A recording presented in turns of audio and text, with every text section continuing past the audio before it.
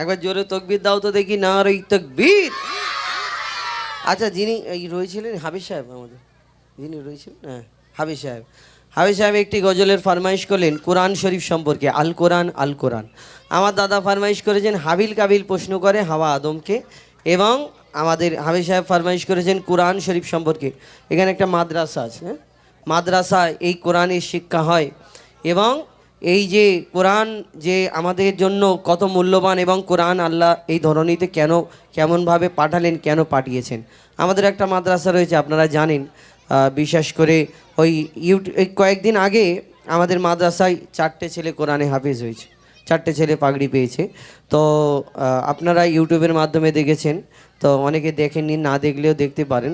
যাই হোক, তো এই যে মাদ্রাসা, এইখানে কোরআনের শিক্ষা, যে বাচ্চাগুলো এসে যে তাদের জীবনটাকে কুরবান করে দেয়।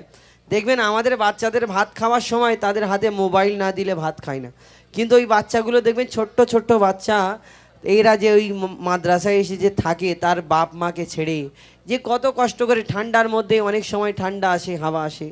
তো এই যে মাদ্রাসা, এই মাদ্রাসা জীবন, এই যে কি কষ্টের জীবন, এটা কারো কি, যে এই মাদ্রাসায় আপনারা সকলে সহযোগিতা করবেন, মানে সাপোর্ট করবেন, পাশে থাকবেন। অনেকজনা দুশ্মনীও করে। যাই হোক, তো এই কোরআন শরীফ সম্পর্কে একটি গজল বলবো, যে কোরআনের কি মার্তাবা, এই কোরআন আল্লাহ আমাদের জন্য পাঠিয়েছেন কেন, কিভাবে, সেই সম্পর্কে ইনশাল্লাহ পাঠাবো। কিন্তু তার আগে তোমাদের নিয়ে আরেকটা গজল বলি, বলবো? রাগ করবে না তো? আল্লাহু আল্লাহু বলা যাবে? আল্লাহু আল্লাহু আল্লাহু বলা যাবে? হ্যাঁ ঠিক আছে। তুমি 50 টাকাটা মানে পুরো করবে বসে বসে, তাই তো?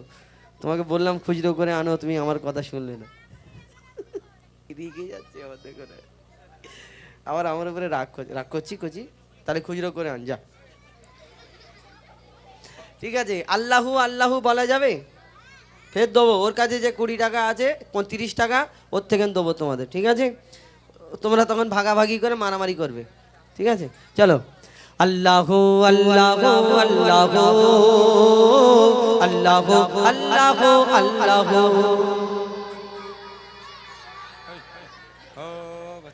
পুরাম করছি কেন? ও শিয়াল ডাকছে নাকি? আল্লাহু আল্লাহু বলবি, তাহলে আল্লাহু বললে নেকি হবে না গোনা হবে? ওইদিকে ফায়দা, মানে নেকি মানে ফায়দা তো, আর এই দিকেও ফায়দা। এর কাছে 30 টাকা আমার জমা আছে, ঠিক আছে? এর টাকাটা আমি ঘুরিয়ে অন্যজনকে দেবো, ঠিক আছে? চলো। আল্লাহু আল্লাহু আল্লাহু আল্লাহু আল্লাহু আল্লাহু আল্লাহু আল্লাহু আল্লাহু আল্লাহু আল্লাহু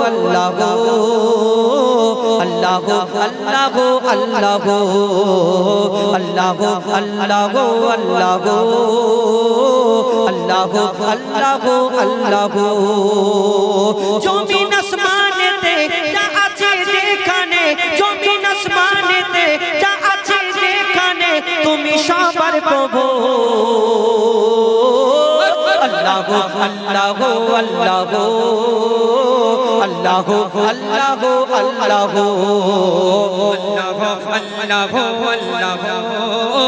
আল্লাহু আল্লাহু আল্লাহু আল্লাহু আল্লাহু আল্লাহু আল্লাহু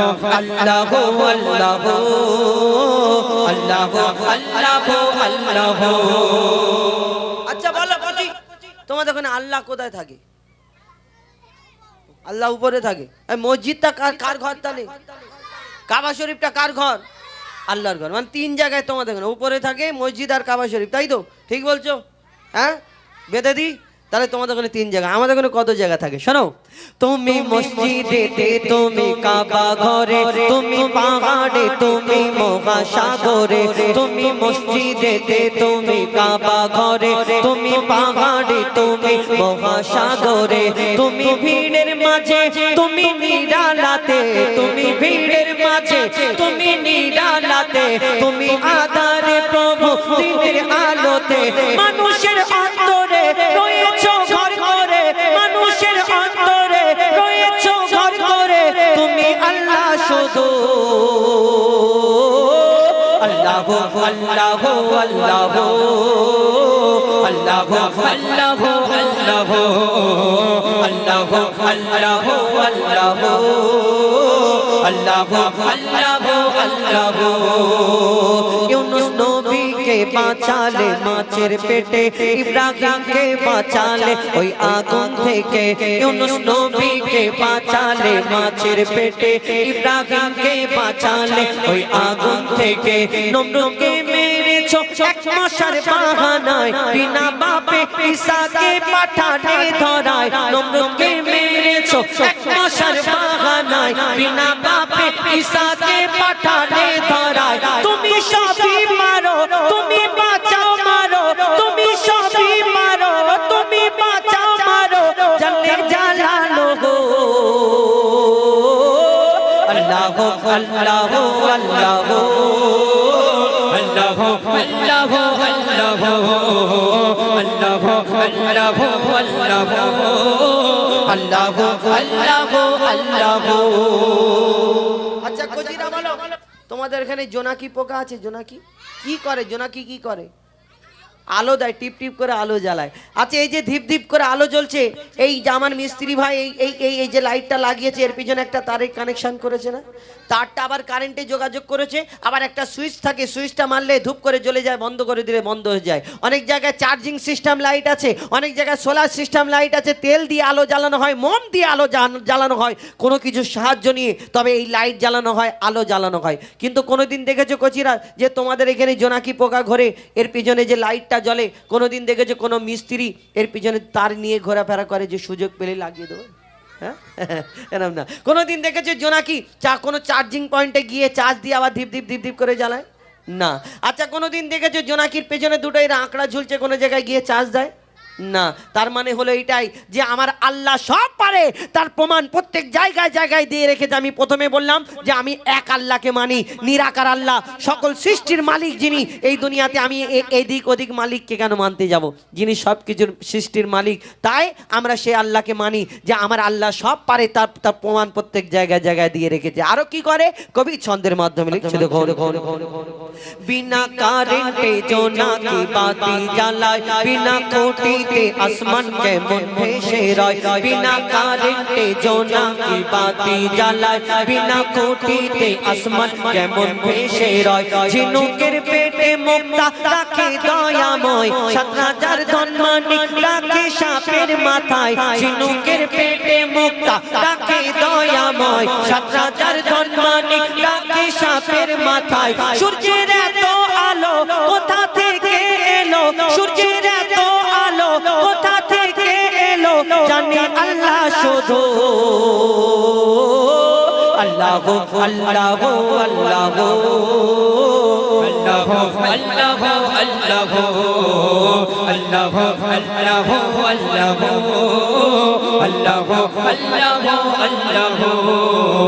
আল্লাহ আল্লাহ আল্লাহ আল্লাহ আল্লাহ আল্লাহ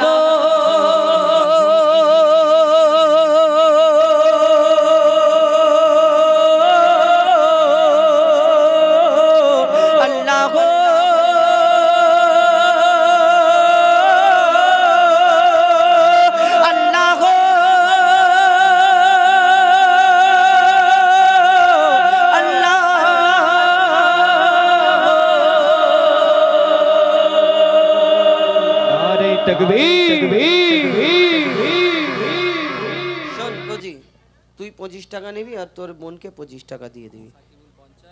সাকিবুল 50, মেহেদি ভাই 50, 50। সবাইকে ধন্যবাদ। আমি ওনাদের শুধু দেবো কেন, জানারা দেয় না তানাদের ধন্যবাদ, জানারা দিচ্ছে তানাদের ধন্যবাদ।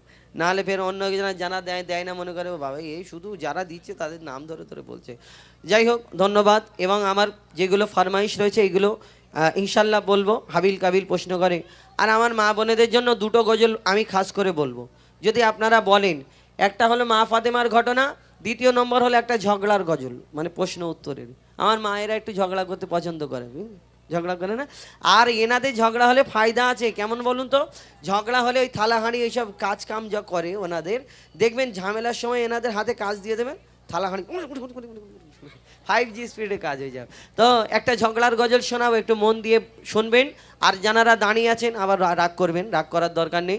অনেকজন আবার চলে যায়, বললে, তো যারা বসে দাঁড়িয়ে আছেন ওনারা একটু বসে যান, যদি আমি অনুরোধ করব আমার তরফ থেকে। তো এখন আমি মা বোনেদের জন্য একটা মা ফাতেমার ঘটনা বলি, তারপরে হাবিল কাবিল বলবো, তারপরে প্রশ্ন উত্তরের গজল বলবো, তারপরে ইনশাল্লাহ শেষের দিকে চলে যাবো। 11টা বেজে যাবে তখন বলতে বলতে। আমার গজলগুলো একটু সময় লাগে, তো একটু বয়স্ক এই বয়স্ক বলছি, কি বলো এটা, বড় বড় গজল, বয়স্ক না, বড় বড় গজল, তাই একটু মন দিয়ে শুনতে হবে, তবে বুঝতে পারবেন। আর শেষের দিকে আমি কয়েকটা নিত্য নতুন গজল আপনাদের সম্মুখে তুলে ধরার চেষ্টা করবো ইনশাল্লাহ। একদম নতুন গজল যেগুলো আপনারা শোনেননি সেগুলো ধরার চেষ্টা করব, তুলে ধরার। তো এখন আপনাদের জন্য, আমার মা বোনেদের জন্য একটা ঘটনা বলি, তবে খারাপ ভাববেন না। আমি স্বামীর কথা বললে অনেকজনা রাগ করে, বলে এই শুধু স্বামীদের কথা বলে। স্বামীদের কথা কেন বলি, আমি আপনাদের ফায়দার জন্য।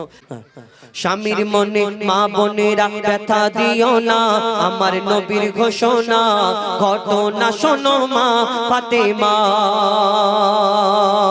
ঘটনা শোনো মা ফাতেমা। স্বামীর মনে মা বোনেরা ব্যথা দিও না, আমার নবীর ঘোষণা ঘটনা শোনো মা ফাতেমা, ঘটনা শোনো মা ফাতেমা।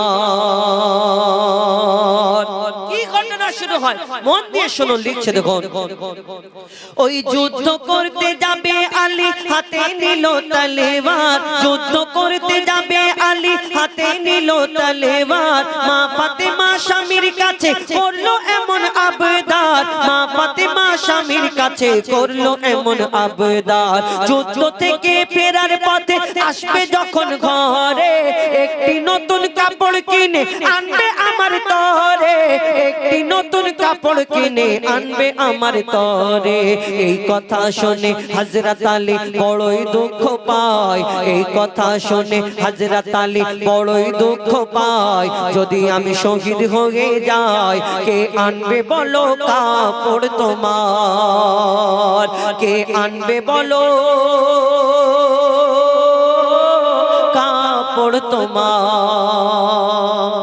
হযরত আলী মন খারাপ করে যুদ্ধে চলে যায়, চিন্তা করে আমার ফাতেমা আমার কাছে এমন সময় জামা চাইলো। মা ফাতেমা বলছে, স্বামী গো আমার জন্য নতুন জামা আনবেন, এই কারণে আমি যে জামাটা পরি এত তালি দেওয়া হয়ে গেছে, আর তালি দেওয়ার জায়গা নেই। এখন আমরা দুটো তিনটে ঈদের সময় হলে আবার স্বামীকে বলি, হ্যাঁ গো ওই ছকিনা ভাবি 5টা হয়েছে, আর তুমি ওদের থেকে বড় লোক, আর আমার 4টে হলো, মন খারাপ করি। কিন্তু মা ফাতেমা ওই জামাটা এত তালি দেওয়া হয়ে গেছে, আর তালি দেওয়ার জায়গা নেই। তিনি চিন্তা করছেন আমার তালি দেওয়ার জায়গা নেই, স্বামীকে একবার বলে দেখি। হযরত আলী মন খারাপ করে যুদ্ধে চলে গেল। ইমাম হাসান ইমাম হুসাইন ছুটে ছুটে নবীজির ঘরে চলে গেল। যখন আব্বা যুদ্ধে গেল, ইমাম হাসান ইমাম হুসাইন নবীজির কাছে জিজ্ঞেস করছে, তোমার আব্বা মা কি করছিল, কেমন আছে? না আমার আব্বা মা ভালো আছে, আমার আব্বা যুদ্ধে গেল, মা বাড়িতে আছে, কিন্তু আব্বা যুদ্ধে গেল মন খারাপ করে। কেন? না আমার আম্মা একটা নতুন জামা চেয়েছে।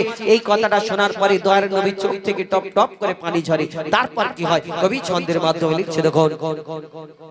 ওই দুঃখ ভরা হৃদয় নিয়ে আলী গেল রনে, দুঃখ ভরা হৃদয় নিয়ে আলী গেল রনে।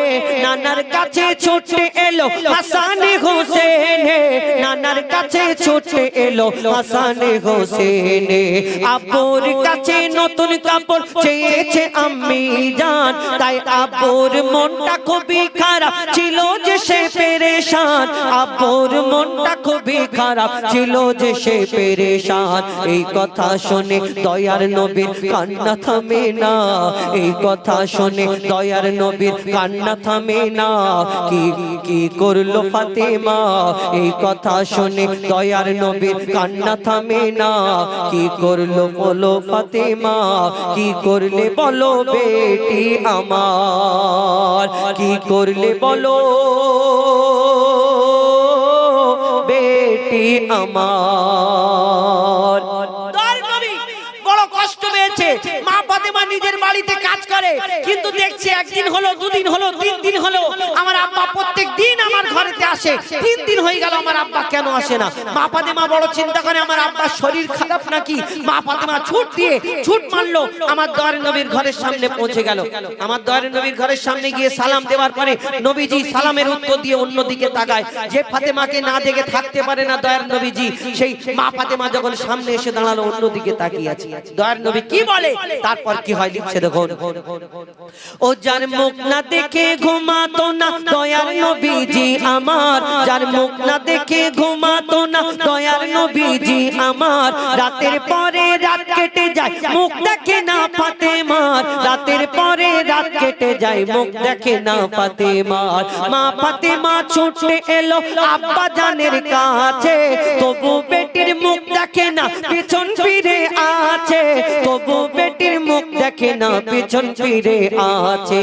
বলছে নবী ওগো বেটি বাড়ি চলে যাও, বলছে নবী ওগো বেটি বাড়ি চলে যাও, আগে স্বামীর কাছে ক্ষমা চাও, তবে করবে ক্ষমা আল্লাহ আমার, তবে করবে ক্ষমা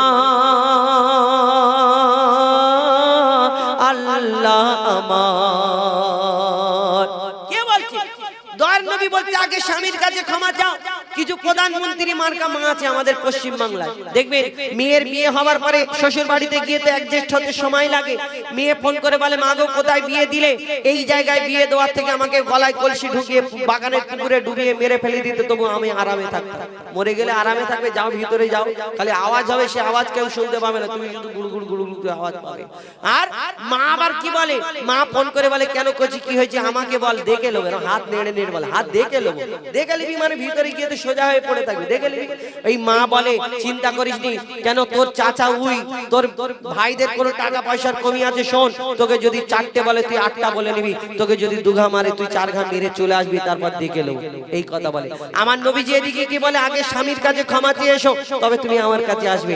কেমন শিক্ষা দিলে শেষ কথায়, শেষ সম্পর্কে আর কি লিখছে দেখো।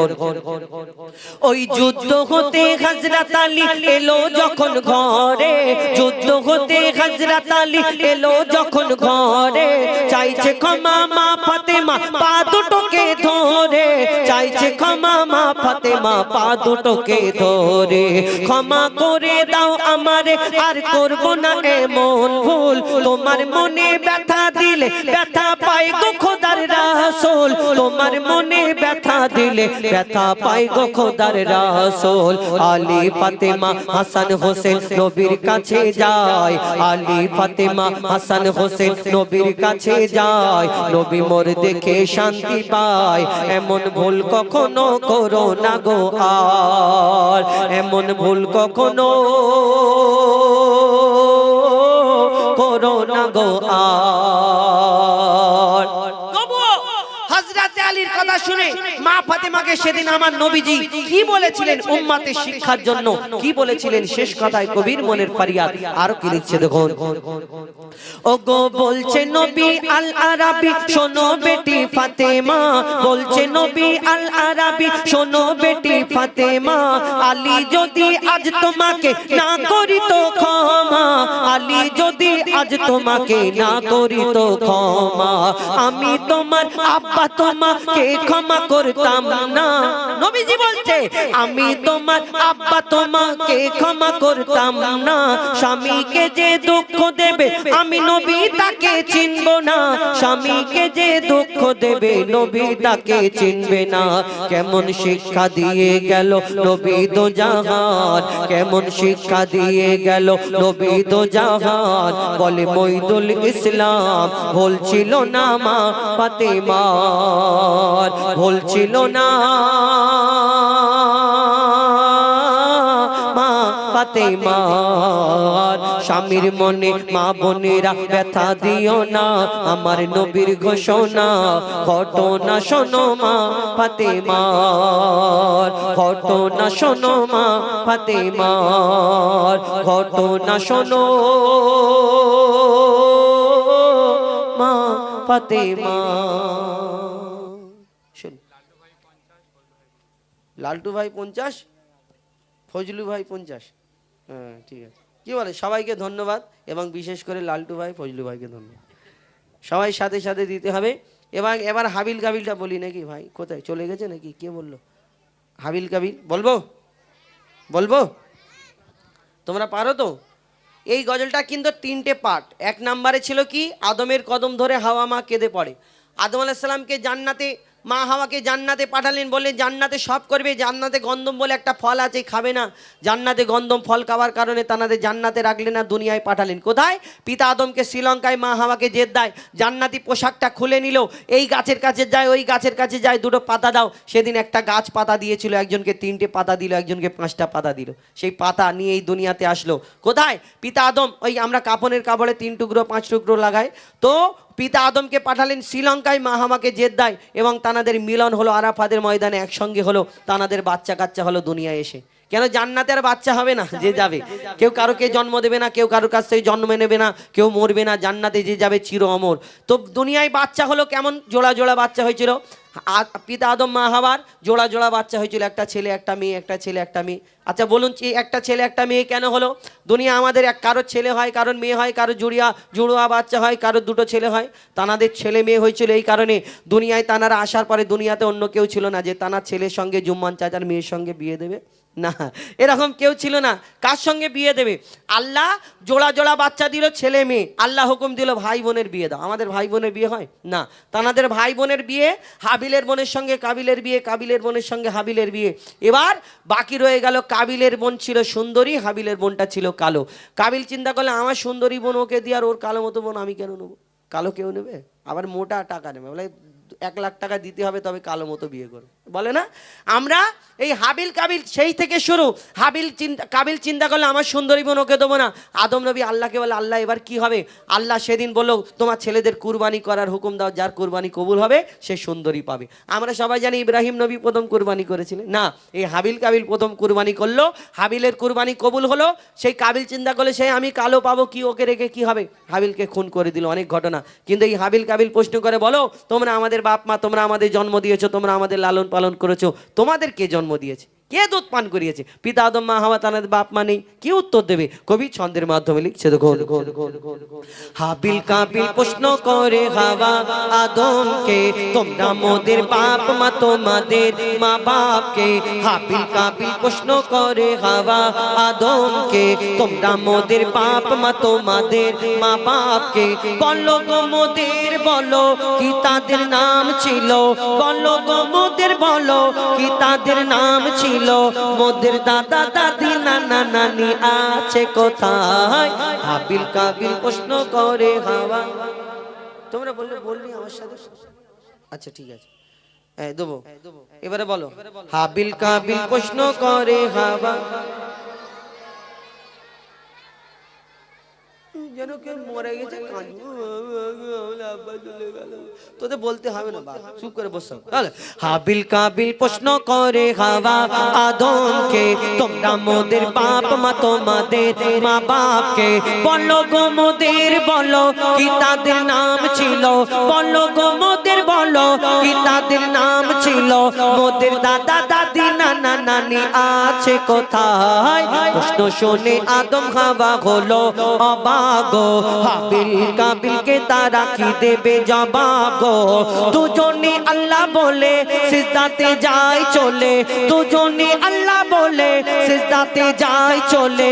বলে মাসুম ছেলে মোদের কাছে একে জানতে চায়। হাবিল কাবিল প্রশ্ন করে হাওয়া আদমকে, তোমরা মোদের বাপ মা, তোমাদের মা বাপকে। পিতা আদম কি উত্তর দেয়? কবি ছন্দের মাধ্যমে লিখছে, দেখুন, ওই বলছে আদম, শোন তোরা শোন, মানব জাতির মাঝে সৃষ্টি আমি প্রথম। মোর পাজিরার হাড়ে খোদা হাওয়াকে গড়ে, আর গন্ধম খেলাম দুনিয়ায় এলাম জান্নাত ছেড়ে। মোদের কেউ জন্ম দেয়নি, মোরা মায়েরই দুধ খাইনি। মোদের কেউ জন্ম দেয়নি, মোরা মায়েরই দুধ খাইনি। পাইনি মোরা মা বাপের ভালোবাসা, মোদের নেই বাপ মা, মোরা এতিম দুজনা। মা বাপ কি মোদের জানা হলো না, দুজনে এতিম মিসকিন, নেই মোদের মা বাপের ঋণ। দুজনে এতিম মিসকিন, নেই মোদের মা বাপের ঋণ, তাই মানব জাতির পিতা মাতা মোরা দুজনা। হাবিল কাবিল প্রশ্ন করে হাওয়া আদমকে, তোমরা মোদের বাপ মা তোমাদের মা বাপকে। এই গজলটা আদম নবীর সৃষ্টির রহস্য। আদম নবীকে যেদিন সৃষ্টি করবেন আল্লাহ চারজন ফারিস্তাকে ডাকে, সব থেকে মূল্যবান চারজন ফারিস্তা, সব থেকে বড় ফারিস্তা যাদের নাম আমরা জানি, চারজন ফারিস্তাকে ডেকে বলল তোমরা দুনিয়া থেকে মাটি নিয়ে আসো, আমার মনের আশা আমি আদম বানাবো, আদম বলে একটা আমি আদম বানাবো। সেদিন ফারিস্তারা বলল আল্লাহ আমরা তোমার ইবাদত করি, এ থেকে তুমি খুশি না? তুমি তো জিন বানিয়েছিলে, মানে আদম নবীর আগে আল্লাহ একটা জিনেদের দুনিয়া বানিয়েছিল আল্লাহর ইবাদত করার জন্য, কিন্তু জিনেরা আল্লাহ নাফরমানি করলো, আল্লাহ বলে ওদের ধ্বংস করে দাও। ফারিস্তারা বললো আল্লাহ তুমি তো বললে যে জিন বানালে তোমার ইবাদত করলো না, আবার বলছে আদম বানাবে, কি হবে না হবে? আল্লাহ সেদিন বলল আমি যা জানি তোমরা তা জানো না, তোমরা দুনিয়ায় যাও মাটি নিয়ে আসো। তিনজন ফারিস্তা এসে ঘুরে চলে গেল, চতুর্থ নাম্বারে একজন মাটি নিয়ে গেল, যার নাম আজরাইল আলাইহিস সালাম। সেই দিন আল্লাহ তাকে জান কবজ করার দায়িত্ব দিল। সেদিন এই দেখে আল্লাহ খুশি হয়ে তারপর কি ঘটনা হয়, আল্লাহ যখন মাটি নিয়ে গেল তারপর কি ঘটনা শুরু, কবি ছন্দের মাধ্যমে লিখছে দেখুন।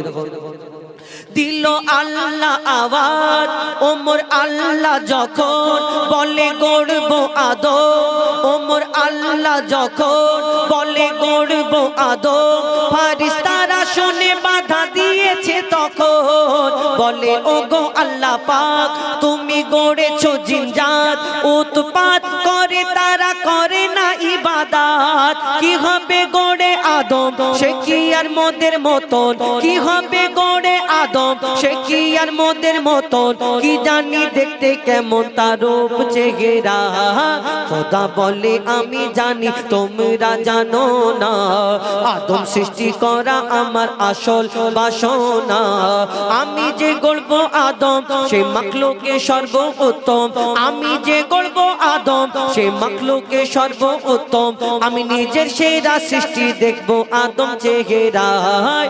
হাবিল কাবিল প্রশ্ন করে হাওয়া আদমকে, তোমরা মোদের বাপ মা তোমাদের মা বাপকে।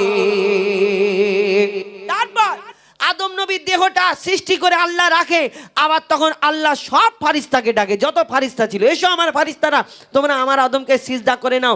সকলে সিজদা করে নিল, একজন ফারিস্তা সিজদা করলো না, ঝুঁকলো না, যার নাম হলো আজাজিল, যাকে ফারিস্তাদের সর্দার বলা হতো। তাহলে সবাই যদি আল্লাহর হুকুম মানলো, আল্লাহ সিজদা করে নিল আদম নবীকে, কিন্তু সেই আজাজিল কেন সিজদা করলো না? আজাজিলটা কে ছিল?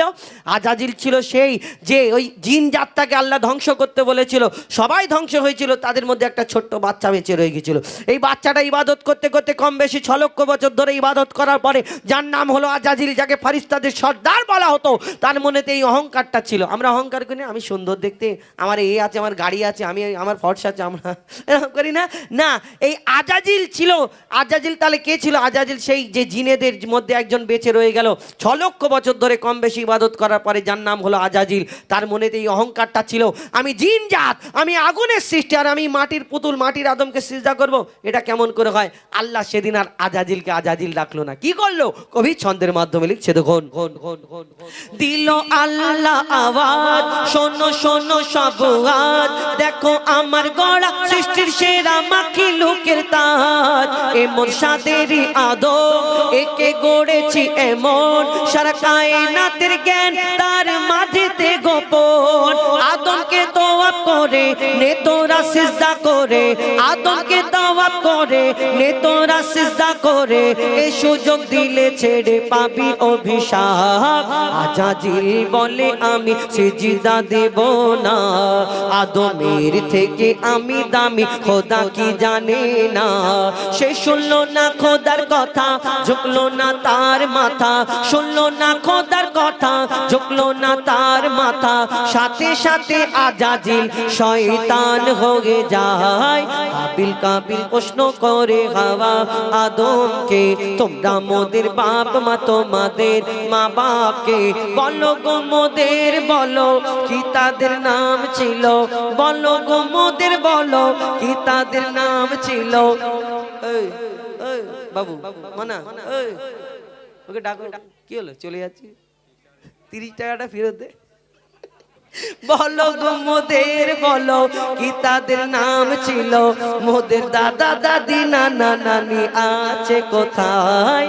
হাবিল কাবিল প্রশ্ন করে হাওয়া আদমকে, তোমরা মোদের বাপ মা তোমাদের মা বাপকে। নারী তাকবীর।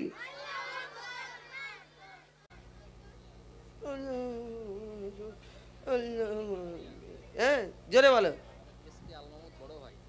এসকে আল মাহমুদ বড় ভাই 50 টাকা, চিমা মাস্টার 50 টাকা। বিশাল হেভি জায়গায় এসেছি তো ভাই। হ্যাঁ সেরে একটা না তো শুধু 50 করে আছে। আল্লাহ আল্লাহ বরকত কি করে দোয়া করি। তো এখন একটা উর্দু গজল বলবো, উর্দু। হ্যাঁ না হাটে আজকে বহুত কষ্ট হয়ে গেছে, অনেক ব্যাপার বলবো কোন আমি অনুষ্ঠান শেষ করে হাটে। আমি শুধু এই অনুষ্ঠানের জন্য শুধু কখন বাড়ি যাব। আর আমাদের ওখানে হাটের দিন এমন রাস্তা জ্যাম হয়, 2 ঘন্টা পুরো রাস্তা ব্লক হয়ে যায়। জানেন হয়তো, জানারা যান পুরো রাস্তা। আর আমি ওই জামে মালটাল নিয়ে ঢুকে পড়েছি আর 2 ঘন্টা পুরো হয়ে গেছে। তো ওই কারণে কষ্ট দেরি হয়ে গেছে না। আমি চেষ্টা করেছিলাম আগে আমার শাহ আলী ভাইয়ের জন্য একটু আগে বেরোনো। এখন তোমাদের নিয়ে একটা উর্দু গজল বলবো। দেখো তোমরা বলবে তো, যদি না বলো বন্ধ করে দেবো, অনুষ্ঠান শেষ করে দেবো। তারপরে ওই আমার হাবিব সাহেব ভাই বলেছেন আল কোরআন, আর তারপরে এই উর্দু গজলের পরে ইয়া শহীদে কারবালা, আর আমার এরপরে ঝগড়ার গজলটা বলবো, তারপরে কোরআন, তারপরে ইসবে বারাত সম্পর্কে ইনশাল্লাহ কয়েকটি গজল বল। জানি না আপনাদের ভালো লাগছে কিনা, ভালো লাগছে বলে পয়সা দিচ্ছে, হ্যাঁ ভালো না লাগলে টাকা দিত না, সব ঘরে চলে যেত। আমার মা বোনেরা অনেকজনের ভালো লাগছে, অনেকজনের ভালো লাগে না, উঠে চলে যাচ্ছে। আল্লাহ বিচার করবে, আর কি বলবো। কি করবো? হ্যাঁ এরা শুধু দেখছে মুখের দিকে, কি করছিস বাবু আম করে। এই দেখো আমার ভাই আবার একটা কি জাম কালার না বেগুনি কালার একটা মধ্যে। ধন্যবাদ। যাই হোক, এখন এই প্রশ্ন উত্তরে গজলটা ভাই বলবো নাকি বলবো? প্রশ্ন উত্তরে একটা গজল নতুন না, বাপ বড় না, এই বাপ মা বাদ দিয়ে দিছো, বাপ মা শ্বশুর শাশুড়ি আল্লাদা। কোন শ্রেণীর ঝলক দেখে মুসা বেহুসা ইনশাল্লাহ বলবো, কিন্তু একটা নতুন গজল। এর আগে আমরা ঝগড়া করতাম, আমি আর আবুল কালাম, বাপ বড় না মা বড়, এই মোটামতো একটা লোক ছিল। সে আর মোটামতো লোককে আর ও আলাদা হয়ে গেছে, ও একটা আলাদা গ্রুপ করেছে। এখন আবুল কালামকে আর আমার সঙ্গে থাকে না। আমি চেষ্টা করেছি, আমার সবাই বলে ঝগড়ার গজল বলো। আমি তাই কি করেছি, আবুল কালামের ভাই আবু সালামকে নিয়ে চলেছি। এই দেখো আবুল কালামের ভাই, আবুল কালামের চুলটা এরকম ছিল না, দেখো হ্যাঁ এ মোটা মতো ছিল না, এর নাকটা দেখো এরকম, নাক খাড়া আবুল কালামের, টিয়া পাখি মতো নাক। হ্যাঁ ঠিক আবুল কালামের ভাইকে আমি জোগাড় করেছি আবু সালাম। এখানে একে একটা দুটো প্রশ্ন করব, এ আমাকে প্রশ্ন করবে। এই প্রশ্ন উত্তরের মধ্যে ঝগড়া বলতে, এতে কোনো বাপ মার গজলটা অনেক বড় ছিল, অনেক কথাবার্তা ছিল, এটা ইকো দেবেন, হ্যাঁ একদম হালকা ইকো। তো ওই গজলে, এই গজলটা আমরা অনেক দিন গেয়েছি বাপ মার গজল, এবার অনেক কথাবার্তাও ছিল। তো আমরা চেষ্টা করেছি একটু মানে একদম অল্প সময়ে একটা কিছু ইসলামিক প্রশ্ন উত্তরের ভিতরে। দেখবেন আমরা নামাজ পড়ি, ইমাম সাহেব আমার সামনে দাঁড়িয়ে থাকে তো, কিন্তু জানাজার নামাজ পড়ি তখন ইমাম সাহেব আমাদের সামনে থাকে ভাই। কিন্তু এমনি নামাজ পড়লে ইমাম সাহেব রুকুতে যায়, সিজদা করে, বৈঠক করে, সালাম ফেরে করে না। কিন্তু জানাজার নামাজ যখন পড়ে ইমাম সাহেব সামনে থাকে, উনি বলে কাতার সোজা করে না, আল্লাহু আকবার বলে নিয়াত করে। কিন্তু ইমাম সাহেবকে কোনোদিন দেখলো নি রুকু যাচ্ছে, সিজদা যাচ্ছে, যায় না কেন? তাহলে ওই নামাজে যদি রুকু সিজদা হয়, জানাজার নামাজ কেন রুকু সিজদা হয় না? সব তো সেম প্রসেস প্রায়। কিন্তু আবার দেখবেন অনেক জিনিস আমাদের জন্য হালাল, অনেক জিনিস হারাম। যেমন শুয়োর, ওই শুয়োরের কথা বললে আমার অনেক মা বোনের বাবাকে তবা কেন শুয়োরের নাম নিলে আমার অনেক মা বোনেরা, মুফতি সাহেব আছে বলে 41 দিন নাকি জবান নাপাক হয়ে যায়, 41 দিন জবান নাপাক হয়ে যায়। কিন্তু এই যে 41 দিন বলছেন, এই শুয়োরের নাম কোরআনে এসছে। তাহলে যদি ওই রকম ভাবেন, তাহলে ওই জায়গাটাই ঠিক, কোরআনে ওই জায়গাটায় এসে আস্তে আস্তে পুকুরের ধারে চলে যাবেন, গিয়ে ওইটা নামটা বলার পরে লা হাওলা ওয়ালা কুওয়াতা বলে পুকুরে ঝাঁপ দিয়ে আবার ওযু করে বিসমিল্লাহির রহমানির রহিম না। শুয়োর আমাদের জন্য হারাম। কিন্তু আবার দম্বা, ছাগল, উট, গরু এই একই রকম, চারটে পা, দুটো চোখ, দুটো কান, একই রকম দেখতে, কিন্তু শুয়োর হারাম, এইগুলো হালাল কেন? এরকম কিছু প্রশ্ন আছে, এই প্রশ্ন উত্তরের গজল। তবে একটু মন দিয়ে শুনবেন, একটু সময় লাগবে, তবে বুঝতে হবে, তবে আমরা তুলে ধরবো আপনাদের ফায়দার জন্য। জোরে তাকবীর দাও, নারে তাকবীর। আর একবার তোমাদের ডিস্টার্ব করব, সেটা হলো এই যে তোমরা আমার দিকে না এর দিকে, কে কে আমার দিকে হাত তুলে দেখো। তোমরা না হুজুর, আচ্ছা ঠিক আছে, কিন্তু যে যে আমার দিকে, আমি যখন তকবির দেবো আল্লাহু আকবার, হাত নামাও, আল্লাহু আকবার বলবে, আর এ যখন বলবে তকবির দিলে হবে না, গায়ে পানি দেবো আমি। অন্যদিকে হলে হয় একদিকে থাকতে হবে, আমার দিকে থাকবে, নাহলে এর দিকে। আমার দিকে যারা, তারা জোরে জোরে জোরে তকবির দাও, নারে তাকবীর। তুমি তকবির দাও, নারে তাকবীর। আচ্ছা আমার যুবক ভাইরা আমার দিকে তো, তোমরা তোমরা আমার দিকে তো, এবার তোমরা তকবীর দাও তো, নারে তাকবীর। শোনো যুবক ভাই, এর দিকে যদি হও ফেসে যাবে কিন্তু। কেন? কেন? আমরা একটা চুক্তি করব, যে হারবে সে তার দলবল নিয়ে পুকুরে নামতে হবে। ঠিক আছে, সেরকম ঠান্ডা পড়ে না।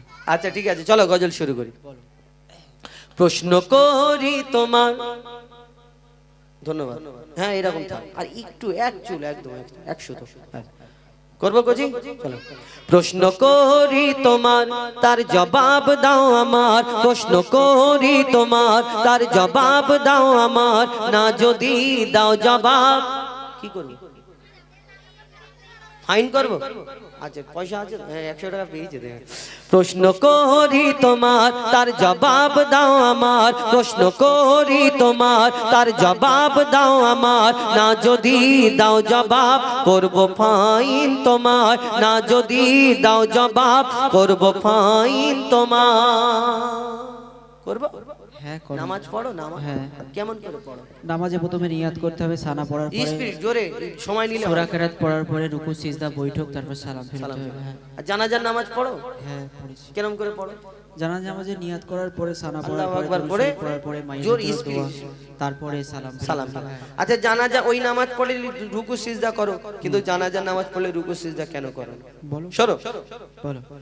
জানাজার রুকু আর সিজদা ওই কেন নাই? জানাজার রুকু আর সিজদা ওই কেন নাই? উত্তর কেমন দাও তুমি, দেখতে আজ আমি চাই। জানাজার রুকু আর সিজদা ওই কেন নাই? উত্তর কেমন দাও তুমি, দেখতে আজ আমি চাই। উত্তর যদি না পারো, বুঝবো তুমি বেকার। উত্তর যদি না পারো, বুঝবো তুমি বেকার। না যদি দাও জবাব, কি করবো? করবো ফাইন তোমার। নারে তাকবীর। শোন, আমি যদি দুটো প্রশ্নের উত্তর হেরে যাই, ও যদি দিয়ে দেয়, তাও ভরসা থাকবে তো আমার প্রতি? ফের ঘুরে গেলে হবে না। ঠিক আছে দাও, আগে সেটিং করি, ফের এরা ঘুরে যায়। তুমি বললে জানাজায় রুকু সিজদা নাই কেন, যাই তো ইনশাআল্লাহ উত্তর দেবে। একবার যুবক ভাইরা তাকবীর দেওয়া যাবে নাকি? হ্যাঁ সে কি তাকবীর দেবে আমি তাও তো জানি। দেখি নারে তাকবীর। হ্যাঁ ওই। মাশাআল্লাহ। কে দিচ্ছি রে? হ্যালো, একটু বেস কমিয়ে দাও। বিয়ে দিয়ে দেবো। Hello hello. তাহলে তুমি শোনো উত্তরটা, মন দিয়ে শোনো, ঠিক আছে? মাইয়া তেরি সামনে, এটাই বেশ বেশ শুনছো? প্লেনটা না, হ্যাঁ হ্যাঁ, ওটা একটু ডক ডক করছে। না না না, তোমার জন্য জান হাজির। হ্যাঁ, নাও শুনতে পাচ্ছ? হ্যাঁ সব। আমি কি কালা নাকি? শোনো। মাইয়া তেরি সামনে সিজদা যদি করা হয়, শুনছো? সেই বলে শুনছো? যদি মাইয়াদের সামনে সিজদা করা হয় কি হবে শোনো। বলো। মাইয়া তেরি সামনে সিজদা যদি করা হয়, সেই মাইয়া তেরি সাথে খোদার শিরক হয়ে যায়। কেন? রুকু ও সিজদার আল্লাহ শুধু হকদার। রুকু ও সিজদার আল্লাহ শুধু হকদার। দিলাম জবাব তোমায়, দাও ফাইন এখন টাকায় হাত দিচ্ছি এখন, সেই টাকা জিতে যাচ্ছে না, জিতে যাচ্ছে। কমিয়ে দাও একটু এটা। এখন ব্যাপার হলো, তুমি বললে যখন আমরা ইমাম সাহেব নামাজ পড়াই সামনে কেউ থাকে না, আমরা আল্লাহকে সিজদা করি। জানাজার নামাজের সময় মাইয়াত খাটের উপরে মাইয়াতকে রাখা থাকে, তাহলে ওই মাইয়াতকে উদ্দেশ্য করে আমরা নামাজে দাঁড়াই, তাহলে মাইয়াতের দোয়ার জন্য, মাগফিরাতের দোয়ার জন্য আমরা দোয়া পড়ি। তাহলে ওই সময় সিজদা রুকু করলে তাহলে সিজদা আর রুকুটা ওই মাইয়াতকে করা হয়ে যাবে, আর সিজদা রুকু আল্লাহ ছাড়া কারোকে সিজদা করা যাবে না, এই শিরিক হয়ে যাবে। আর শিরিক করলে শিরিকের গুনাহ মাফ নেই। একদম ভালো উত্তর দিছো, মাশাআল্লাহ। ঠিক আছে, আরেকটা প্রশ্ন করব। হ্যাঁ করো না। দম্বা, ছাগল, উট, গরু, ভেড়া খাও? হ্যাঁ খুব খাই। হ্যাঁ, হ্যাঁ কুরবানি করো? হ্যাঁ। শুয়োর? নাউজুবিল্লাহ, কেন? নাউজুবিল্লাহ। শুয়োরের চারটে পা, ওই দুম্বা, ভেড়া, ছাগল, উট, গরু এর চারটে পা, ওর দুটো কান, এর দুটো কান, ওর দুটো চোখ, এর দুটো চোখ, ওর মুখ, জিভ সব একই। আবার শুয়োরের গোশে 1.5 ইঞ্চি মোটা চর্বি বিক্রি হয়, তাহলে হ্যাঁ ঠিক বলেছি তো? শোনো, হারাম। আমি প্রশ্ন করি, শোনো। বল। দুম্বা, ছাগল, উট, গরু ধর্মে হালাল জানি। দুম্বা, ছাগল, উট, গরু ধর্মে হালাল জানি, শুকর কেন হয় হারাম তার জবাব দাও তুমি। দুম্বা, ছাগল, উট, গরু ধর্মে হালাল জানি, শুকর কেন হয় হারাম তার জবাব দাও তুমি। সময় দিলাম 2 মিনিট, তার বেশি আর তো নয়। সময় দিলাম 2 মিনিট, তার বেশি আর তো নয়। না যদি দাও জবাব করব ডবল ফাইন তোমার। একটা জিতে আছি, ডবল ফাইন কি করে হবে? একটা পাবো। মোটামুটি তুমি বললে যে দুম্বা, ছাগল, উট, গরু এগুলো ইসলামে জায়েজ, হ্যাঁ। শুকর হারাম কেন? শুনবে তো? হ্যাঁ। একবার তাকবীর দাও তো, নারায়ে তাকবীর। ওই ওরাও বুঝতে পারছে যে আমি জিতে তুই যাবো। ওইদিকে সরে যা, যারা তোকে দিয়ে ওইদিকে যা। আচ্ছা, হ্যাঁ, তাহলে শোনো, তুমি মন দিয়ে শোনো, ঠিক আছে? আর বলো। পরে বলবে না যে মন দিয়ে কি আমাকে কি কালা মনে হচ্ছে? আচ্ছা, শোনো। খালি শুনছো শুনছো করছো। শুকর হলো প্রাণঘাতী সব রোগের ভান্ডার। শুনছো? সেই আচ্ছা শোনো। শুকর হলো প্রাণঘাতী সব রোগের ভান্ডার, শুকরের গোশতে তৈরি হয় ক্যান্সার। রাসূল পাক সাল্লাল্লাহু আলাইহি ওয়াসাল্লাম বললেন যেটা খেলে উম্মতে মুহাম্মাদির ক্ষতি হবে সেটা হারাম। শোনো। শুকর হলো প্রাণঘাতী সব রোগের ভান্ডার, শুকরের গোশতে তৈরি হয় ক্যান্সার। চরিত্রহীন এই পশু এর জোড়া নাই গো আর, চরিত্রহীন এই পশু এর জোড়া নাই গো আর। দিলাম জবাব তোমায়, দাও ডবল ফাইন আমার। নারায়ে তাকবীর। হ্যাঁ ঠিক আছে, তাকবীর দাও, আল্লাহু আকবার বলছো, বলো। এখন তুমি উত্তর দিলে হ্যাঁ। যে শুকরের গোশে আমার দয়ার নবী যেইগুলো হারাম বলে গেছেন, কেন? যেই জিনিসগুলো উম্মাতে মুহাম্মাদির জন্য ক্ষতি, এই শুয়োরের গোশ খেলে মানুষের ক্যান্সার হওয়ার 100তে 100% সম্ভাবনা আছে। যেমন মদ খেলে লিভারের ক্ষতি হবে, আমার দয়ার নবী বলেছেন মদকে হারাম। এই শুয়োরের গোশেতে আমাদের ক্ষতি, তাই আমার দয়ার নবী বলেছে। আর আমরা নবী মোহাম্মদ মুস্তাফা সাল্লাল্লাহু আলাইহি সাল্লামকে জানারা মানি, তানার গোলাম, তানাকে জানারা ভালোবাসি, তানার সব কথাকে আমরা বিশ্বাস করি, ইয়াকিন করি আর মেনে চলি, তাই তো? তাই আমরা হারাম মানি। ভালো। আর কিছু আছে? হ্যাঁ, ঠিক উত্তর দে। আচ্ছা ঠিক আছে। আর কিছু আছে? কিছু আছে বলতে, এবার আমি তোমাকে দুটো একটা প্রশ্ন করব। কটা? দুটো প্রশ্ন যদি আমি উত্তর দিতে পারি? উত্তর দিতে পারলে আমি হার স্বীকার করে নেব। ঠিক আছে, ঠিক আছে, চলো প্রশ্ন করো। প্রশ্ন শুনবে মন দিয়ে, ঠিক আছে? হ্যাঁ। মরা মাছ ইসলামে খাওয়া যে নয় হারাম। মরা মাছ ইসলামে খাওয়া হারাম? ওই জন্য বারবার বলি শুনবে, ভালো করে শুনতে হবে। আমি বললাম নয় হারাম। ও তাই বলি। শুকটি মাছ সে মরে পচে কাঠ শুকিয়ে কাঠ তাকে উচ্ছেদে বেগুন দিয়ে রেঁধে খেয়ে নিচ্ছে, তাই বলে হারাম কি করে হয়? বলো। শোনো। মরা মাছ ইসলামে খাওয়া যে নয় হারাম, কিন্তু মরা মুরগি ওই খাওয়া কেন হারাম? শুনতে পাচ্ছ নাকি? আচ্ছা শোনো। মরা মাছ ইসলামে খাওয়া যে নয় হারাম, কিন্তু মরা মুরগি ওই খাওয়া কেন হারাম? আশা রাখি এর জবাব দেবে সঠিক আমার, আশা রাখি এর জবাব দেবে সঠিক আমার। না যদি দাও জবাব করব ফাইন তোমার। আচ্ছা, করবো ফাইন তোমার। আচ্ছা কোচির, আমার উপরে ভরসা আছে? আমি উত্তর দিতে পারবো? এ বড় কঠিন মতন প্রশ্ন করেছে। মরা মাছ হালাল, মুরগি মরা মুরগি কেন হারাম? ডেঞ্জার প্রশ্ন করেছে। তাহলে কড়া করে উত্তর দিতে হবে। জোরে তাকবীর দাও, নারে তাকবীর। ঠিক আছে, তুমি বললে মরা মুরগি হারাম। মরা মুরগি কেন হারাম? দেখবেন আমাদের ওই টুপিওয়ালা দাড়িওয়ালা যদি কোনো হোটেলে খেতে যায়, ওয়েটাররা এসে বলে যে দাদা বা হুজুর বা কাকা বা চাচা, আমাদের এরম করে দেখায় যে হালাল করা, জানে এরা মাল মটকানো খাবে না, টুপি মাথায় দেয়, মটকানো খাবে না। তাহলে তুমি ভালো করে শোনো, মুরগি মরা কেন হারাম। শোনো ভাই, মুরগি ওই যখনই মারা যায়, তবে ফের পরে বলবে না, বুঝতে পারিনি, ঠিক আছে, ভালো করে মন দিয়ে শোনো। শোনো ভাই, মুরগি ওই যখনই মারা যায়, ওর যত রক্ত সব গোস্ত ওই শুষে নেয়, রক্তে থাকে জীবাণু, গোস্ত দূষিত হয়, যদি জবাই করা হয় রক্ত সব বেরিয়ে যায়, রক্ত পান হয় হারাম, এই যে হুকুম খোদার, রক্ত পান হয় হারাম, এই যে হুকুম খোদার। দিলাম জবাব তোমায়, কি করবে বলো এখন আমায়, নারে তাকবীর। 70% বুঝতে পেরেছি। 70% বুঝতে পেরেছি। হ্যাঁ, সুরে বলেছো তো আমার ঠিক মতো। আমি বললাম যে তোমাকে যে ভালো করে বোঝো। যাই হোক, সময় বেশি নেই, আমরা বেশি সময় নষ্ট করে লাভ নেই। মোরা মুরগি যখন মারা যায়, এর ভিতরে যে রক্ত চলাচল করে, এই মাংসটা এত শুকনো মাংস, দেখবেন ডাক্তার আমাদের রেড মিট খেতে বারণ করে, মুরগির মাংস কম করে একটু খেতে বলে। কিন্তু এই মুরগির মাংসটা এত শুকনো জাতের মাংস, ওই যে রক্তটা মুরগি মারা গেলে সঙ্গে সঙ্গে রক্তটা ওই মাংসটা শুষে নেয়, যেমন কাপড়, শুকনো কাপড় ভিজে ওই পানিতে দিলে পানি টেনে নেয়, ওই রক্তটা শুষে নেয় মাংসটা।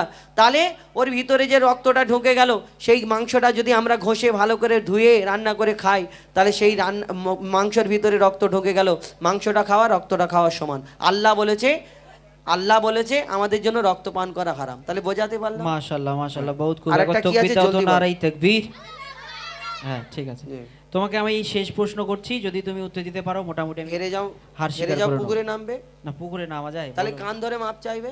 না, কান ধরা না, যায়? এত লোকে আমিও কান ধরবো, আমি যদি হেরে যাই কান ধরবো। আচ্ছা, ঠিক আছে। আমার ভাই গাছে উঠে গজল শুনছে। হ্যাঁ, বসো বসো বসো, কি জ্বালা। যাই হোক, তোমাকে আমি শেষ কিন্তু এনারা দেখা পাইনি বলে, হ্যাঁ। দেখা পেলে ওইটা তুলে আর ওইটা বলে গাছে উঠে গজল। বলো। মোটামুটি তোমার এই শেষ প্রশ্ন মন দিয়ে শুনতে হবে, কি ঠিক আছে? সুন্দর চেয়ারে বসেছিল, ওনাকে দেখলাম, বললাম না। আচ্ছা, শোনো। হ্যাঁ। কোরআনের কোন সূরায় বলো বিসমিল্লাহ নাই? সুবহানাল্লাহ, তাকবীর দাও, নারী তাকবীর। এমন প্রশ্ন করেছে জিতে গেছি, তোমরা সবাই জানো তো? হ্যাঁ হ্যাঁ, চুপ করে বসো। এ বাচ্চাদের মতো প্রশ্ন করেছে, কান ধরার জন্য আচ্ছা, রেডি। শোনো, প্রশ্নটাকে শোনো। কোরআনের কোন সূরায় বলো বিসমিল্লাহ নাই? কেমন তুমি বাহাদুর, তার প্রমাণ দেখতে চাই। আমি কোন জায়গায় বলেছি আমার নাম এমডি বাহাদুর? হুযায়ফা। আচ্ছা, ঠিক আছে, চেঞ্জ করে দিচ্ছি, শোনো।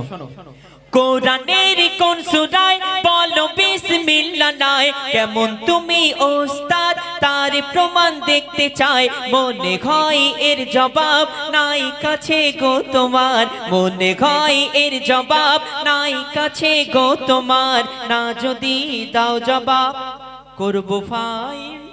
ফাইন ফাইন ভুলে যাও, কান ধরার জন্য রেডি হও। তুমি কি বললে? কোন সূরায় বিসমিল্লাহ নাই কোরআনে? শোনো, বলো।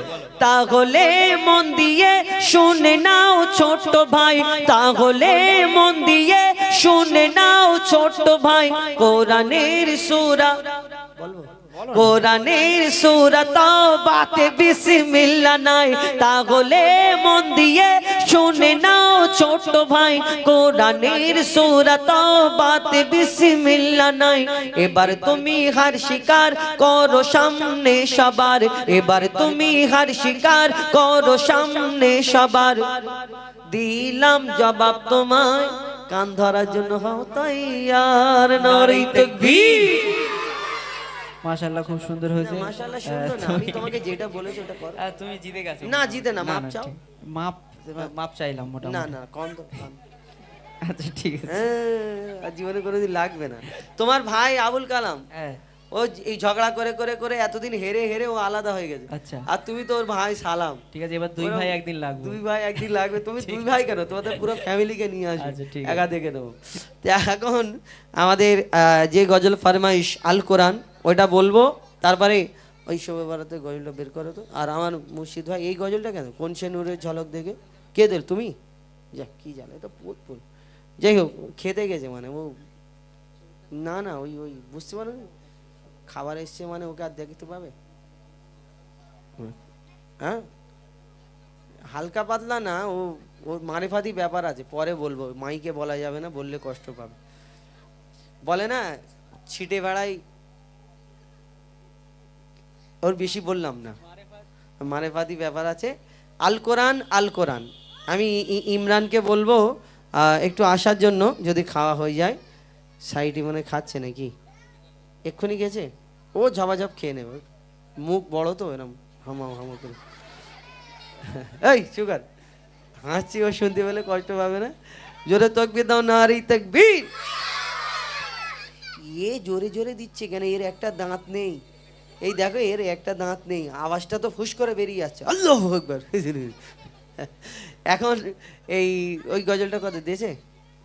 আচ্ছা, আল কোরআন, আল কোরআন। আমি ইমরানকে বলবো একটু জলদি খাওয়ার জন্য। চলো, এই কোরআন, এই যে পাশে মাদ্রাসা আছে, এই যে কোরআনের শিক্ষা হয়, এই কোরআন আমরা শুরু থেকে শেষ পর্যন্ত কেউ মুখস্থ করে।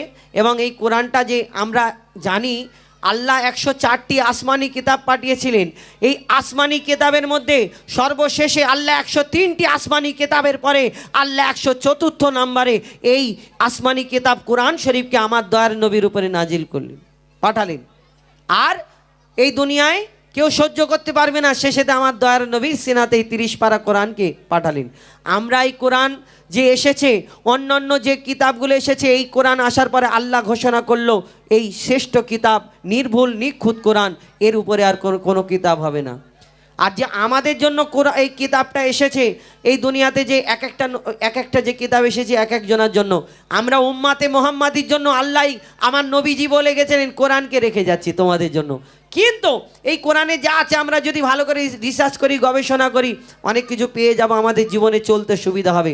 কিন্তু আমরা সেই চিন্তা ভাবনা করি না। কেউ কোরআনকে রিসার্চ করে, কেউ চাঁদে পৌঁছে যাচ্ছে, কেউ ওষুধ আবিষ্কার করে ফেলছে, কত কি করছে। কিন্তু আমরা মুসলমান শুধু গড়গড় করে যত স্পিরিট পড়তে পারবো তত পড়বো করে না। এই কোরআনে আল্লাহ পাক রব্বুল আলামিন কি পেগাম দিয়েছেন, কি খবর দিয়েছেন, আমাদের বুঝতে হবে। কোরআন শরীফ সম্পর্কে লিখছে, দেখুন, আল কোরআন, আল কোরআন,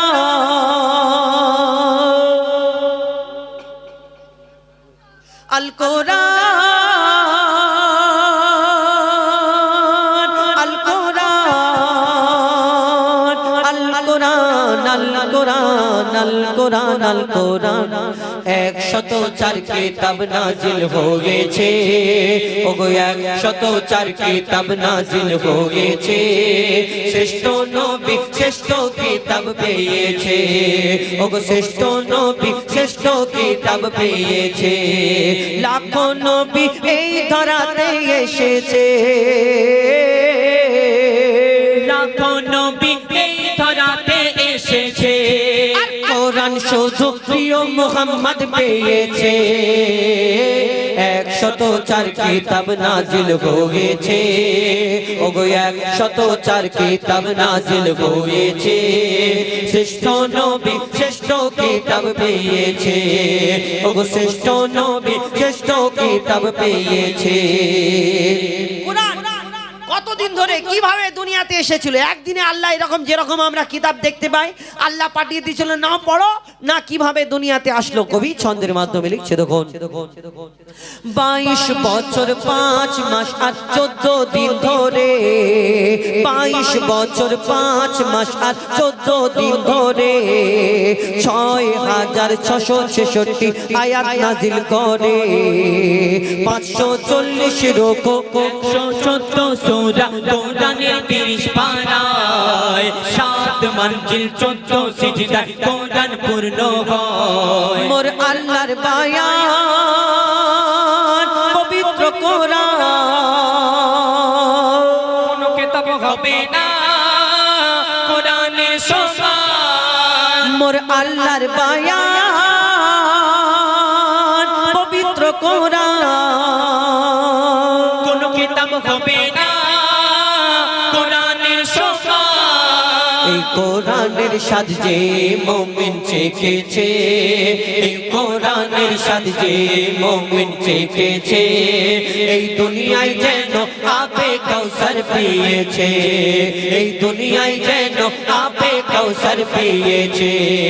এই কোরআন যারা অন্তরে গেঁথে রেখেছে, এই কোরআন যারা অন্তরে গেঁথে রেখেছে, তাদের সাথে যেন আল্লাহ কথা বলেছে। 104 কিতাব নাজিল হয়েছে, ওগো 104 কিতাব নাজিল হয়েছে। শ্রেষ্ঠ নবী শ্রেষ্ঠ কিতাব পেয়েছে, ও শ্রেষ্ঠ নবী শ্রেষ্ঠ কিতাব পেয়েছে। এই কোরআন কত জ্ঞানী গুণী বিজ্ঞানী যারা কোরআনকে রিসার্চ করে, কেন এই কোরআনে কি আছে, কোরআনে কোন জায়গায় কি আছে, এই কোরআনকে রিসার্চ করে কেউ ওষুধ আবিষ্কার করেছে, কেউ চাঁদে পৌঁছে যাচ্ছে। বিজ্ঞানীরা আজকে কত কি বলছে, এটা ঠিক, এটা ভুল, ওটা ভুল। আমার নবী আজ থেকে 1400 বছর আগে যেইগুলো বলে গেছিলেন, আজকে সেই বিজ্ঞানীরা বিজ্ঞানসম্মত সেই কথাগুলো বলছে। আর এই কোরআনকে রিসার্চ করে কত জ্ঞানী গুণী ব্যক্তিরা কোরআনকে রিসার্চ করতে লাগে কোন জায়গায় কি আছে। আবার কিছু কিছু মানুষ আছে এই দুনিয়ায় যে যারা কোরআনে এই মনেতে বিদ্বেষ ভর্তি, হিংসা ভর্তি, যারা কোরআনকে রিসার্চ করে কোন জায়গায় ভুল আছে, এই ভুল ধরার জন্য তারা পড়তে লাগে কোন জায়গায় ভুল, ওই ব্যাখ্যাটা তুলে ধরার জন্য। কিন্তু কোরআনে আল্লাহ এমন নিয়ামত দান করেছেন, তারা এই কোরআনের ভুল খোঁজার জন্য, ভুল ধরার জন্য পড়তে তারা যখন কমপ্লিট করে নেয়, বুঝে নেয়, মোকাম্মাল করে নেওয়ার পরে তারা একদিন কলমা পড়ে মুসলমান হয়ে যায়। আল্লাহ কোরআনে এমন নিয়ামত দান করেছেন। আর আমরা অনেকজনা বোঝার চেষ্টা করি, অনেকজনা যত স্পিড হয় আমরা পড়ার চেষ্টা করি। কবি ছন্দের মাধ্যমে আরো কি লিখছে দেখো, কত জ্ঞানী বিজ্ঞানী কোরআনের বাণী করলো গবেষণা, কোরআনের ভুল এক চুল ও খুঁজে পেল না। যদি কোনো ইনসান লিখত কোরআন ভুল হতো হাজার, কোরআনের বাণী সত্য বাণী তার করে নিল শিকার। মোর খোদার এলান নির্ভুল কোরআন, যুগে যুগে হয়েছে প্রমাণ। মোর খোদার এলান নির্ভুল কোরআন, যুগে যুগে হয়েছে প্রমাণ। এই কোরআনের ভুল যারা খুঁজতে গিয়েছে, এই কোরআনের ভুল যারা খুঁজতে গিয়েছে, তারা তওবা করে কলমা পড়ে নিয়েছে, তারা তওবা করে কলমা পড়ে নিয়েছে। শেষ কথা, কত জনা কোরআনকে জ্বালিয়ে দিচ্ছে সোশ্যাল মিডিয়াতে, এসে দেখো জ্বালিয়ে দিচ্ছি, পুড়িয়ে দিচ্ছি। কেউ কোরআনের পাতাটা ছিঁড়ে মুখের মধ্যে খেয়ে নিচ্ছে, বলে দেখো কোরআনকে শেষ করে দেবে। কারোর বাপের ক্ষমতা নেই কোরআনকে শেষ করে দেবে। কেন? কোরআনের মালিক তো আমার আল্লাহ। এই কোরআন দুনিয়ার মধ্যে তিনি পাঠিয়েছেন, আর একদিন এই দুনিয়াতে কিয়ামতের সময় এসে যাবে, কোরআনের আর লেখাগুলো থাকবে না, কোরআনের পাতাগুলো প্লেন হয়ে যাবে। এই যত হাফিজের সিনাতে এই দুনিয়াতে যারা মনে করে কোরআনকে মিটিয়ে দেবে, শেষ করে দেবে, যত কাগজের কোরআনকে জ্বালিয়ে পুড়িয়ে ছাই করে যদি সমুদ্রতে ফেলে দেয়, তাহলে জীবনে কোরআনকে মেটাতে পারবে না। কেন? যত হাফিজে কোরআন আছে যাদের সিনাতে আল্লাহ 30 পারা কোরআনকে মজুদ রেখেছে। অন্য কোনো ধর্মগ্রন্থ এরকম আছে যে হাফেজ মুখস্থকারী কত? আমাদের মুসলমান ধর্মে লক্ষ লক্ষ কোটি কোটি কোরআনে হাফেজ, যাদের সিনাতে আল্লাহ 30 পারা কোরআনকে মজুদ রেখেছে। হ্যাঁ, কবি ছন্দের মাধ্যমে সেই সম্পর্কে আরো কি লিখছে দেখো, আজ দৃশ্য দেখে আজ বিশ্ব জুড়ে দৃশ্য দেখে মোর মনে মাতম হয়, যখন বেদিন শয়তান নিয়ে কোরআন আগুনে পোড়ায়। কত কোরআন জ্বালাবি তোরা ও শয়তানের দল, হাফিজের সিনায় গাঁথা কোরআন কেমনে জ্বালাবি বল। ওই জ্বালা পোড়া যতই কোরআন তবু ও হবে না পীরা। ওগো জ্বালা পোড়া যতই কোরআন তবু ও হবে না পীরা। এই কোরআন যারা ধ্বংস করতে গিয়েছে, এই কোরআন যারা ধ্বংস করতে গিয়েছে, আমার আল্লাহ তাদের ধ্বংস করে দিয়েছে, আমার আল্লাহ তাদের ধ্বংস করে দিয়েছে ওর তানবীর কালাম তোর অন্তর কেন কাঁদিছে ওর তানবীর কালাম তোর অন্তর কেন কাঁদিছে কোরআনের হিফাজত আল্লাহ করবে বলেছে 104 কিতাব নাজিল হয়েছে ওগো 104 কিতাব নাজিল হয়েছে শ্রেষ্ঠ নবী শ্রেষ্ঠ কিতাব পেয়েছে ওগো শ্রেষ্ঠ নবী শ্রেষ্ঠ কিতাব পেয়েছে এবার ইয়া শহীদে কারবালা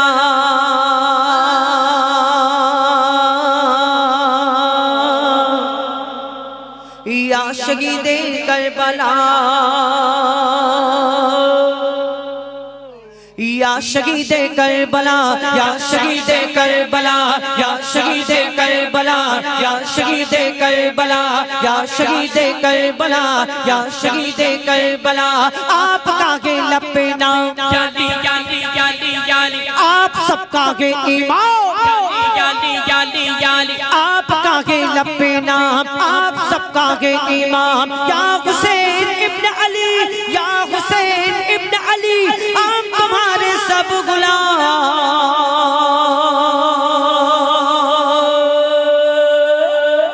या शहीद करबला या शहीद करबला या शहीद करबला करबला या शहीद करबला या शहीद करबला या शहीद करबला सर कटाया आपने जाली जाली जाली जाली गए लुटाया आपने जाली जाली जाली जाली सर कटाया आपने गए लुटाया आपने सर कटाया आपने गए लुटाया आपने करबला के गोद में करबला के गोद में खून बहाया आपने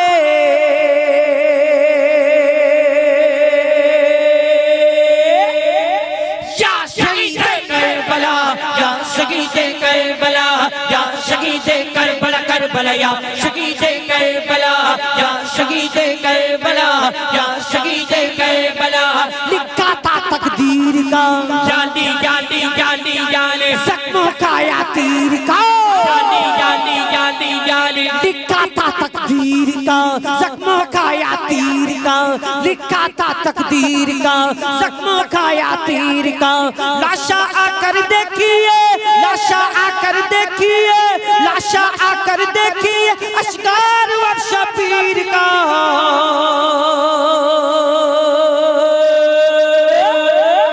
या शहीद करबला या शहीद करबला या शहीद करबला करबला या शहीद करबला या शहीद करबला या शहीद करबला सर कटाया आपने जाली जाली जाली जाली गए लुटाया आपने जाली जाली जाली जाली सर कटाया आपने गए लुटाया आपने सर कटाया आपने गए लुटाया आपने करबला के गोद में करबला के गोद में करबला के गोद में खून बहाया आपने